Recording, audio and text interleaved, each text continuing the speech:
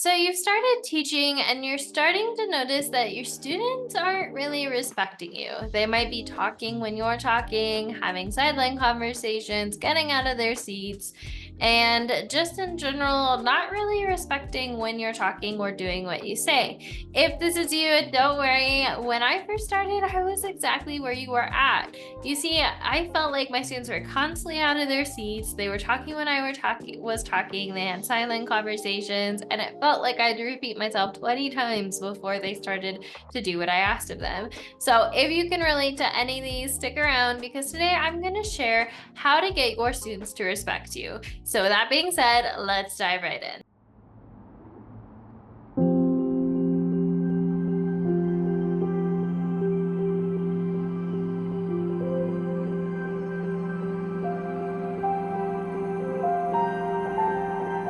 So, the first thing you're going to want to do when it comes to getting your students to respect you is you're going to want to show them mutual respect. You see, one of the practices I adopted early on was I made sure to treat my students how I wanted them to treat me.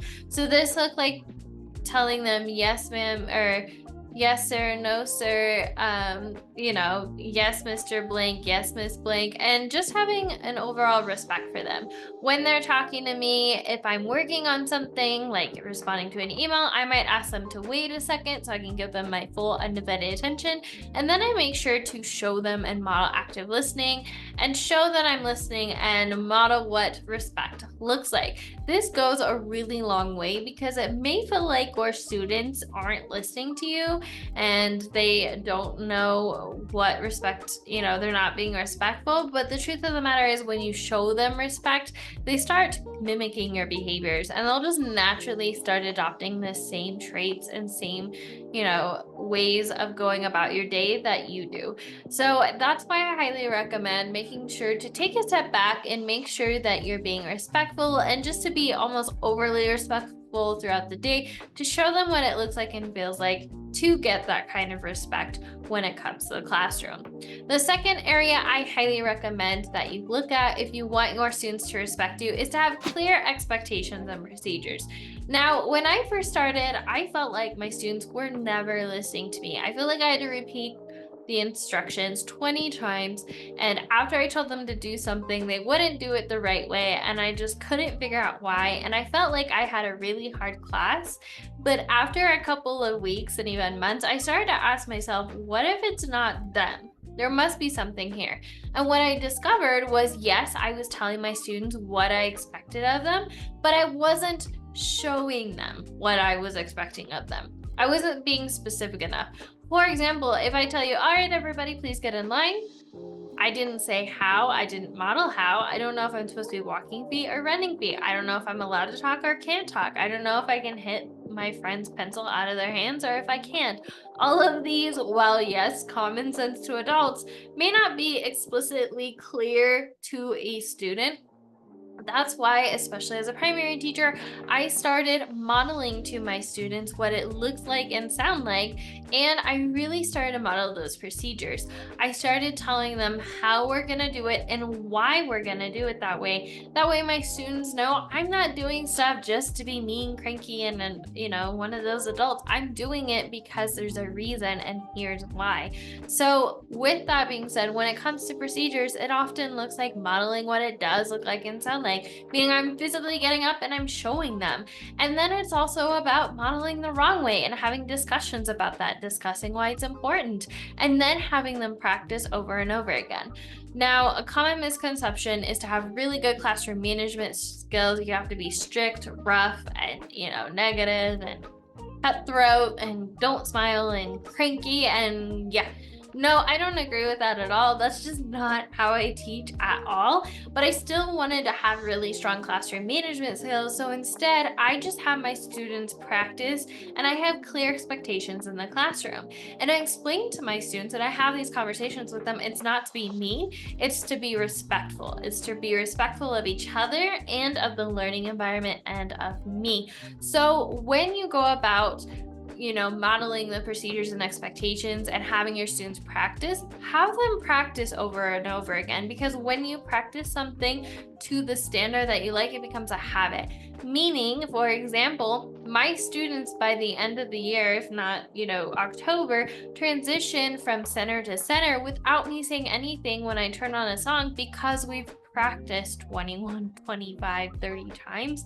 And it's not to be mean, it's because I want them to transition smoothly and effectively, so we're not wasting time, so I can be respectful of their time and their learning, and I don't waste their time.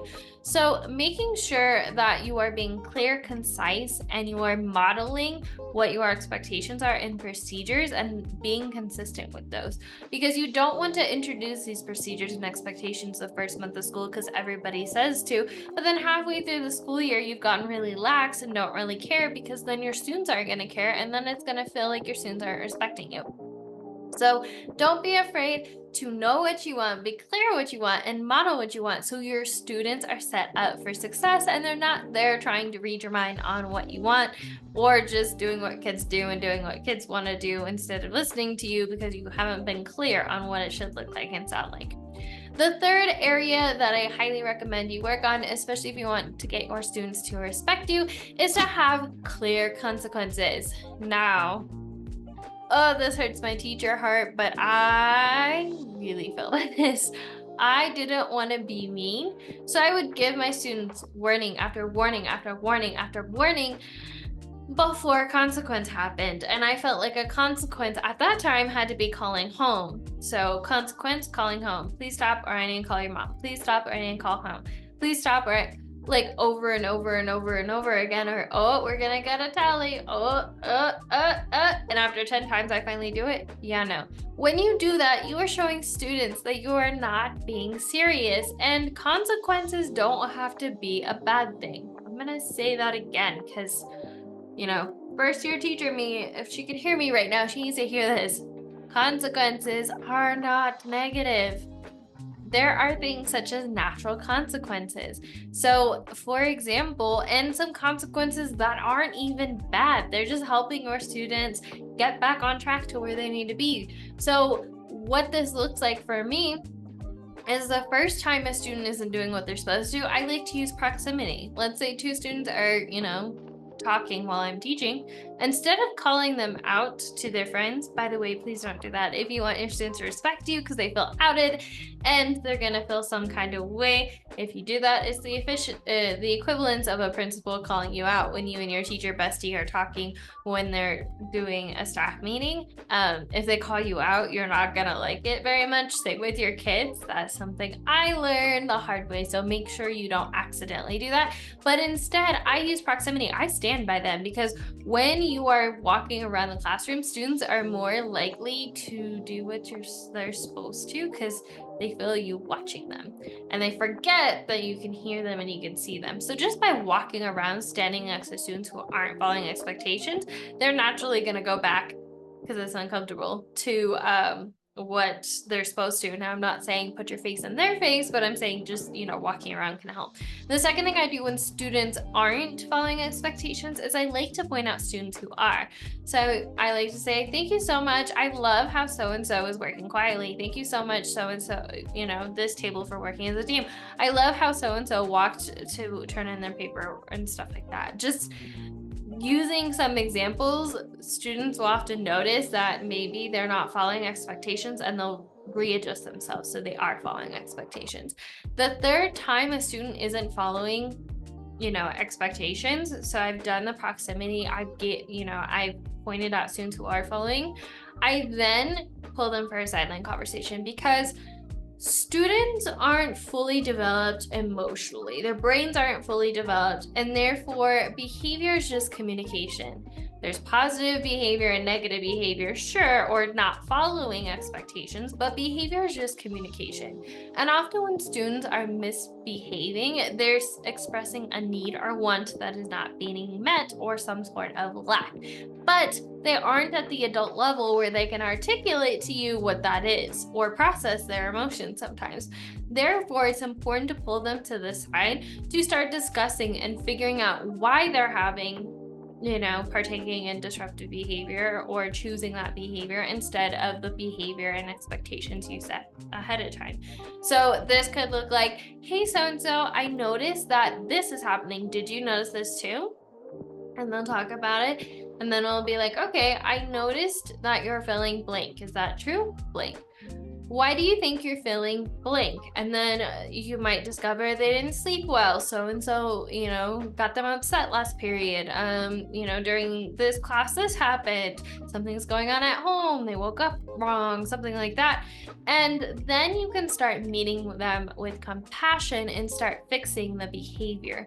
That's why it's really important to have those sideline conversations and discuss and be like, okay, I recognize that you're having blank. What can we do to fix that? And then once you have a discussion about that, okay, now the expectation is this. So next time you have a need not being met, can you try this instead? For me, when I had kids who were easily dysregulated and had a hard time regulating their emotions, they gave me a sign. That could be the number 2, the number 3, something like that, a finger sign. And that let me know, hey, my body is feeling dysregulated, so I need to step back and talk to you when you have a second. And then they would step to the side and work on calming their body while I continued teaching the class. But as soon as I was done and I released the class to work on that activity, I could go talk to that student. So essentially, consequences don't have to be bad. Consequences don't have to be bad. They could be good things. So as a recap, my consequences were, proximity. Proximity didn't work, pointing out the positive. If pointing out the positive didn't, sideline conversation. If that doesn't work, then that's when I start bringing family support or I have them do a natural consequence. So for example, if they are making a mess in the bathroom and I've had a sideline conversation with them about it and they're still doing it, obviously, or even during that conversation, it could be the natural consequence is picking up the trash that they trash the bathroom with. If I notice they are having a hard time talking, the natural consequence is we're going to practice what it looks like and sounds like not to be talking when the teacher is talking. And if that doesn't work, then it becomes family communication. Then it becomes, admin or behavior plan at that point. But coming up with consequences and going step 1, step 2, step 3, step 4, step 5 ahead of time is really going to help you when it comes to being consistent in the classroom and not giving your kids 20 warnings. Because when you give your kids a bunch of warnings, they're not taking you seriously. They know they like to push boundaries. And if you one time don't do anything after 5 or 6 times, 5 or 6 warnings, then you take action, I'm gonna know 5 or 6 times, then you're gonna take action. So I could do it that many times and be okay with it as a kid. Now, developmentally, they don't consciously do that, but unconsciously they're aware of that. So make sure you're being clear and concise with your consequences. Don't give a bunch of warnings. That's a quick way to get your students to feel like they don't respect you because they're pushing your boundaries. The next area I highly recommend you work on to get your students to respect you is strong relationships. Now, I'm going to add a caveat. I know it's hard to reach every student, and I know that just naturally some personalities are going to clash. You're not going to get along with every student. Not every student is going to get along with you. But working on having some form of mutual respect and strong relationship is really going to help you with getting your students to respect you and listen to you in the classroom. So this could be, getting to know about the student's interests in and outside the classroom. This could be, spending time outside of teaching with them. So this could be what I like to do on Fridays is I like to have lunch with some of my kids. I like to pull, 2 or 3 or kids, and I invite them to have lunch with me if they want. And that's a really great way to help build strong relationships. And I will say this, the kids who I had the hardest time in my teaching career building a relationship with were the kids that needed it the most. And oftentimes they had a wall up and they didn't want to have that relationship because of some trauma or something that happened in their past or something going on at home. And those kids end up being the kids that I swear love me the most once they leave. And once you create that safe space and you are consistent and you don't give up, it's amazing. Now, I'm not saying it works every time. So if you've had a student who you just couldn't connect with, even, after they moved on, that's totally fine. But having strong relationships, and consciously and intentionally building a strong relationship with your kids is gonna go a long way. I will say one of my biggest strengths as a teacher, and we all have different strengths, but mine is building strong relationships with my kids because I try really hard to make them seen, feel, heard, and understood. I see them for who they are. I see them for who they are going to be, and I recognize and I try to show up with compassion with what they're feeling. I don't try to belittle their biggest traumas, their biggest battles they're facing or challenges every day, because to them it's real, and I really try to meet them where they are. So building those strong relationships, getting to know your students, and showing up with compassion and a safe space for them is really going to help them and help build that respect environment, and showing them, like I said, the respect that they showing them respect is going to really help them respect you. The fifth and final area I have for you to help you get your students to respect you is consistency. Now, I know it's very easy and tempting to watch or listen to this week's content, start implementing some of these, and never come back to it. But the key is consistency. If I try really hard to be clear on my expectations and procedures the first month of school, but I give up and don't really consciously put the effort in on month 2, 3, 4, 5, 6, by month 7, 8, 9, my kids are going to be possibly out of control, and I get to revamp and start back over and kind of like redo what I did. That's why it's really important to be consistent. When you notice your students aren't following, the expectations, have them practice it again, introduce, revamp, take the time now, so that way your students can help you run the classroom automatically. That way you can sit back and have a smoothly running machine without having to think about it. When it comes to your consequences, if you are consistent with your plan the first, 1, 2, 3 months, but you give up by month 6, then your students probably towards the end of the year are really going to start pushing your buttons, and it's going to be hard for you to show that mutual respect then. So make sure whatever you choose out of anything that I said that may have felt aligned with you that you want to do, make sure you're consistent, because when you're consistent, your students know you mean business, you are being real, not in a mean way or degrading way, but you mean what you say, and you're going to stick with it. And you are the strong foundation your classroom is built on. You are the foundation. Your kids are relying on you to be the leader. And by being the leader, you get to be the strong person who leads by example and who knows what the expectations are and continues to uphold that.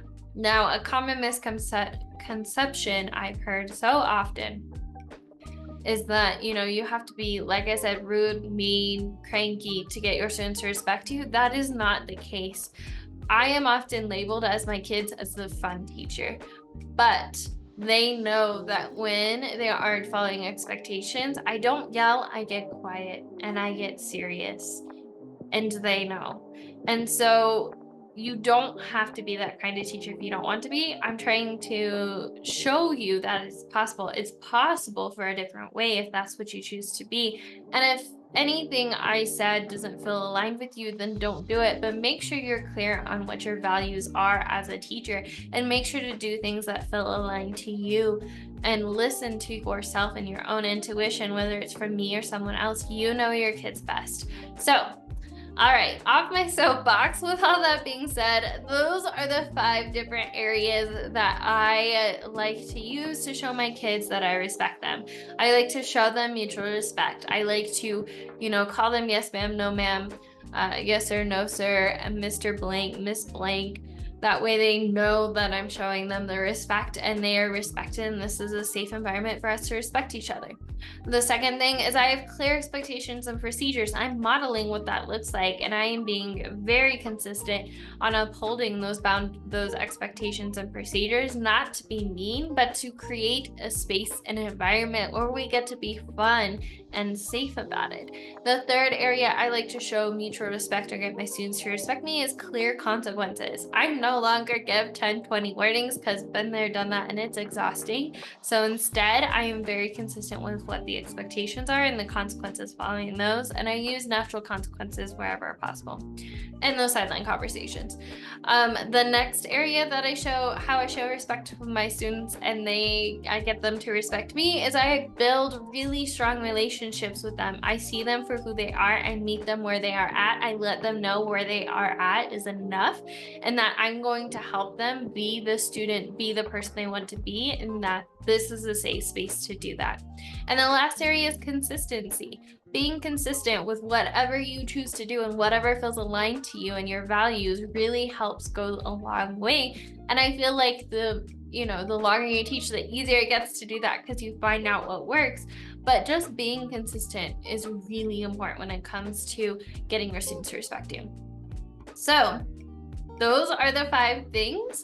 If you want to dive deeper into classroom management in general, I have a couple different places to send you. First one, I have a ton of content on classroom management, so make sure to go dive into past week's content because definitely covered that topic a lot. Second area, if you have any questions about classroom management or you're interested in the top 10 classroom management questions I get asked, make sure to check out the free classroom management guide. In this guide, I answer the top 10 questions I get in regards to managing a classroom. Plus, I also link to additional podcasts and YouTube videos. That way, if you want a further explanation or you want to see how I do it, you can go back and watch or listen to those. The third area I want to invite you to is I did a classroom management challenge. And in this challenge, it's over the course of 15 days. And during those 15 days, I give you a prompt each day to help you create your classroom management plan. As someone who really struggled with classroom management at the beginning of my career, I know how important it is and how it can really make an impact on your year and make things run smoothly and teaching easy. So while all that under consideration, I wanted to create a 15-day challenge that helps you create a strong classroom management plan. So you're no longer worried about your classroom management on your observations. Your principal and admin are going to show that or see that you show up confidently and you know exactly what to do when it comes to disruptive behavior and managing your classroom and preventing disruptive behavior from happening. So if you want to dive into that, make sure to download that as well. The last place, I have always been passionate about helping new teachers make their classroom run on autopilot. And one area of that is classroom management. So if you want to join us inside the Present Teacher Circle, that is an area where I have 12 different modules on different topics that will help you automate your classroom. In those, I cover things like classroom management, planning, prepping, data, family communication, teacher wellness, organization, and so much more. So make sure to check that out if you are interested. All right, as always, remember, we are stronger together. Thank you so much for joining me, Teacher Bestie. Which area that we talked about today are you going to focus on next week? Let me know. And as always, remember, we're stronger together, and I will see you in the next one, Teacher Bestie. Bye.